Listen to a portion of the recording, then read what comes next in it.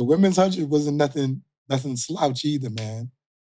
Dina Asher-Smith, she out there running angry. She is looking mad. She out there running angry. She is, and I understand her frustration. She's in a new camp. She's with a new coach. She's in a whole new city and a whole new state. Hell, she's in a whole new country. So, 100%. this is her. The way she's been running this season is still good.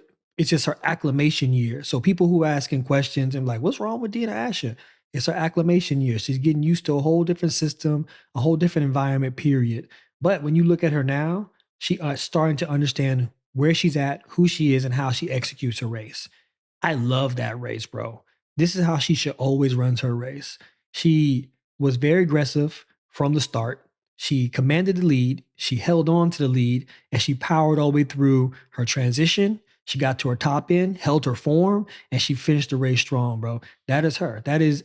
She textbook power sprinter right there. That's what you see. You haven't seen that in a while because everyone's turning to more frequency runners and they're trying to get up and just run top end as quick as they can and hold it for as long as they can. But you watch that race, she goes through all of her phases like textbook. Very proud of her.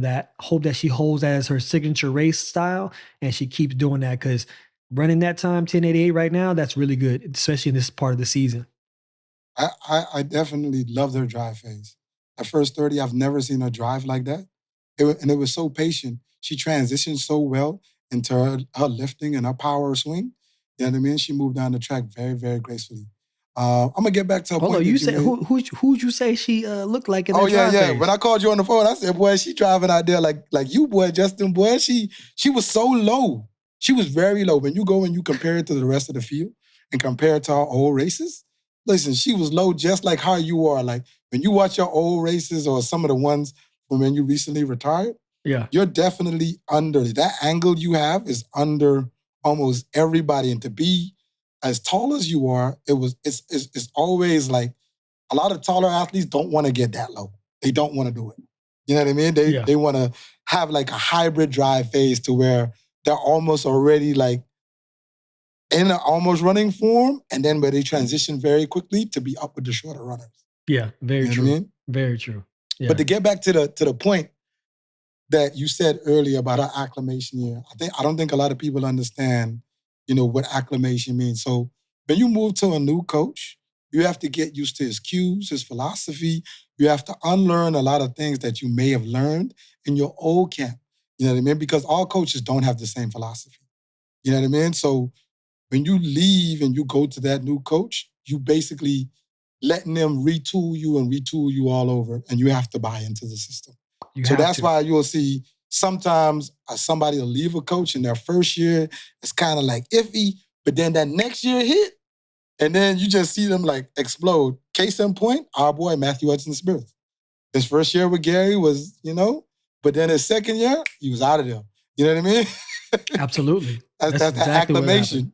That's exactly what happened. Exactly. So man. Good. Shouts out to Dina. Very good. Great run. You know what? I'm going to say Tamaria is having, her start has gotten really good, bro. Yes. She might be running angry also. Really good. She might be running angry also. You know what I mean? I get, USA put out their best 4 and their 4x1, and that's what they had. But I know she would have liked to run at least one of those rounds, you know what I mean, to come home with something. So she might be running with a little bit of extra motivation. I get it. You know what I mean? And she out there trying to get that money. Hold on now. Y'all beat me to get to the Olympics. I'm going to make sure on the other side of the Olympics, I'm going to hand it back to you. So here we are.